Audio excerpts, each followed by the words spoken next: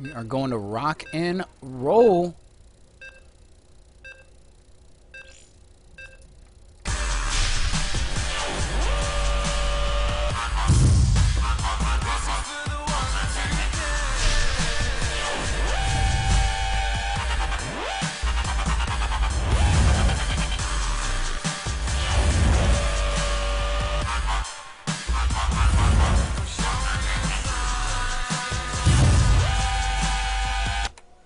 All right, ladies and gentlemen, I'm Infinity Gaming's Morse. I'm joined by. Swim. Sorry, I'm trying to multitask here. Got a couple of other things going on. You went quiet on me, so I gotta go quiet on you. No, that's all right, man. As long as we, yeah, I don't know. My brain's not working right now. Let's focus on the game.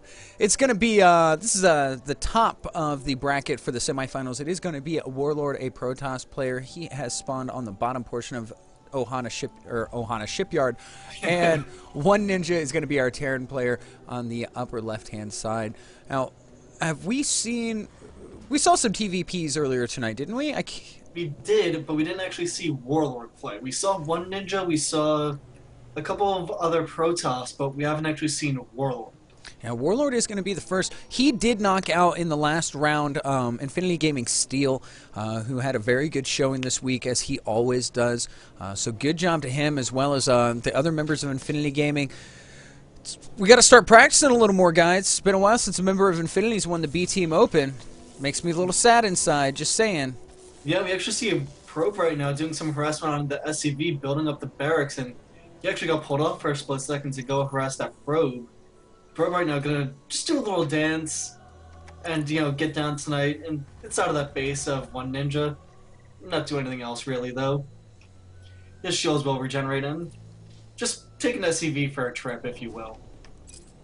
Whoever he doesn't want to get walled in, which may actually be a possibility, but he actually forces himself to get damaged even further, and he's taking some hull damage now, and SCV may be able to kill him.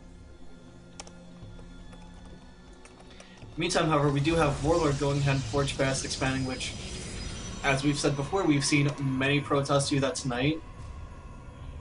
And it seems like, yeah, Morris is having a keyboard failure. So. I got it. I think everything's. I think I fixed everything. I was like, wait, no, not that hotkey. The other hotkey. No, not that hotkey. Oh shit! I just put up an overlay. It's the right overlay though. It's wrong names. It's not double zero. What the hell? We actually do see the early command center on the low ground this time for OneNinja instead of up in his main base. Which that's something new we haven't actually seen in this tournament tonight at all. That will alleviate the fact of he needs to go ahead and lift it off. He may have to lift it off just a smidge. I think he might have built it a little out of position, but not anything that's going to make or break his game. Now, personally, I don't, as a Terran player, I don't understand the point of the cannon walled. I can just drop behind you. This is true. I think it's more to prevent the early Hellion harass, because your Hellions are going to take some damage anyway from that cannon. Mm-hmm. And if the cannon is in the right position, it can actually catch the Hellions as they're coming up that main ramp into the natural, and then going up into the main base from the natural, covering 2 spots instead of just 1. So it may force one of the Hellions to die, you know, as a sacrificial Hellion, just that way the others can go ahead and get in. That's the only thing I can think of as a tower defense player. I can see that. Warlord has taken the northmost watchtower. Going to be able to see if his opponent moves out unless he pulls the snake around the side. We do see 3 racks done. Nothing being produced right now. He's certainly got the money for it. Was he supply blocked? What was going on there? No, neither one of them are supply blocked right now. He's actually dropping an engineering bay up near his second guess. He is getting the first guess now. So he may start going for early, well, not super early upgrades, but early enough upgrades where it actually can keep up with the Protoss. We do have a couple of idle SCVs here from OneNinja, so... I don't know where, I don't think OneNinja's mind is really in the game right now. Missing some macro, not rallying. You don't want to see those kind of mistakes. This is true, but again, this isn't. That's why he's not in, Grandmaster or Master Leagues, because he still needs to work on those things, and this gives him the opportunity to do so in a tournament. Oh yeah, event. definitely, definitely. I mean, I actually like this. Some missiles are coming down right now, right next to that bunker, just in case any early observers come out. And go ahead and shoot down the observer before it actually has a chance to see anything, if it decides to go right over the natural. And also we see a supply depot wall coming, well, a semi-wall of supply depots coming in by OneNinja, sorry. You know, I like that. I like that because I do this sometimes versus Protoss personally. Because the Zealot AI, they'll get caught up on the supply depots. It doesn't make a true wall, but it makes enough of a wall that the Zealots just kind of bump into them. They almost turn into oh god, what were they called? Brain fart. Bumper cars? No. Bumpers? No, they had the retarded AI in StarCraft 1. Oh, you're naming half the units in StarCraft 1. No, there was one that just had really horrible... Help me out, chat. I'm just going to leave it. Chat, you tell me what's up. Yeah, and actually we do see a full supply depot wall in here. This I actually don't like because if he doesn't realize it, he can actually get supply blocked if those 4 supply depots actually get killed. Mm-hmm. Which, yes, it'll help buffer damage, so that way the Marines in the bunker and the Marines behind the wall and can do damage. Dragoon! But, oh, that's right, the Dragoon. Again, there are just so many units that have bad AI in StarCraft 1.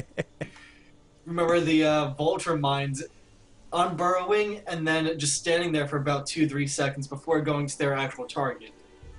So that was pretty bad AI. Now, if you check out the Protoss base, he already has. Wow, I'm just like totally He's going dropping. for Psystorm. Templar. He's got Templar Archive already out. He does have a few units out on the field, but really focusing on the tech. Not a bad decision considering he isn't feeling any pressure from the Terran right now. Yeah. Which, this is never a good thing. You never want to allow your Protoss enemy to go ahead and get into those, like, nice sweet spots that Protoss have where they can get a couple of High Templar and get a good money storm off, say in your mineral line, or if you're just going for Marine Marauder Medevac, get a ton of storms off on those Marines and just completely decimate them. You also don't want, your medevacs to get feedbacked, which that's never a good thing because they can get shot right out of the sky with one good feedback. One thing I just noticed looking at the units tab, OneNinja's macro as far as his SCV is pretty spot on. Just hit the 11-minute mark with 46 workers, whereas the Protoss player is sitting at 42. Yeah, and I think that Warlord did cut probe production for a little bit just so we can research some of those things like the can go ahead and get some of those research stuff or some of those researches off. No idea what OneNinja's talking about right now. I guess he actually realized that his head's not in the game right now. Maybe he's delirious? Oh shit, dude, I'm playing StarCraft. Definitely. And yeah, we see just a nice clump of High Templar here. They do have Storm, and I'm actually not sure what Warlord will go for. Again, those High Templar can make or break a game, because that's a lot of gas investment. Oh, he's moving for out. Tier units. Meanwhile, we do see a double drop coming from the Terran. He's got a decent army sitting in the middle with Stem. And he looks like one of the drops is going to go for the natural. It's going to go right behind the assimilators. So he's going to be able to get all the probes that are in the gas. And that second drop is going straight for right near the Templar archives, so that he can take out tech and probes all at the same time. Looks like we got probes dying here now at the gas, really not too much, and Money Storm! Money Storm. Oh, damn, yes, and this is good hold off right here by Warlord. But I don't think he realizes that his main and natural right now are being dropped, because he's losing probes left and right. Oh, however, he does clean up one drop. The main is still just getting destroyed. He warped in some zealots earlier, but didn't pay attention to him, and that whole medevac is out. The medevac gets out scot-free, and so did the other medevac, but it had no units in it afterwards. So much happened right there. 20 workers were killed by OneNinja on those 2 drops. He was able to take out the defensive cannon and the mineral line of the natural, and, you know, the Warlord definitely won the exchange in the middle of the field, but barely. And coming back home and looking at his losses, OneNinja definitely coming out on top in regards to that exchange. It's the food count shows, 106 to 76. Definitely, and that's... I think now he's going to start going for the Archons, just because the High Templar are such a high-risk unit that you don't necessarily want to lose it. Mm-hmm. And the Archons will do a ton of damage to the Marines, to the Marauders, because they do, just without an attack upgrade, they do 35 damage versus biological, and that's all OneNinja has right now, so you can literally two-shot those Marines if he gets a couple more Archons up. Which does look like he has the second one up, and he's rallying it to that first Archon. And now it looks like we may see an army engagement here in the middle between OneNinja's army and Warlord's army. I'd really like to see OneNinja just bypass this whole thing, but it doesn't look like he's going to... he's going to go for the engagement. And Storms are ready. He gets an Archon for nothing, really. Gets a couple of Zealots for nothing as well, and he'll retreat knowing he actually won that engagement decisively. Lost, I think, maybe just 1 or 2 Marines. On that, he lost nothing versus the Archon and a couple of Zealots by Warlord. A Warp Prism has finished for Warlord.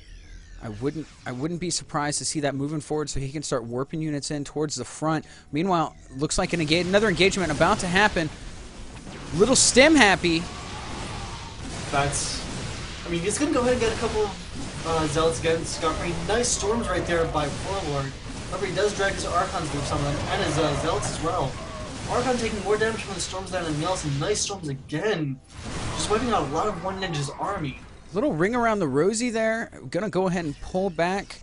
Maybe grab some of these reinforcements. Nice exchange. Again, sorry guys. Getting a new processor, I promise. Did you turn everything down to nothing? No, I can play on high. I mean, I've been keeping an eye on the stream chat. I haven't had any complaints in regards to drop frames. I haven't seen any myself, so. Again, play like the pros. They turn everything down to nothing so that way they can see everything. Meh.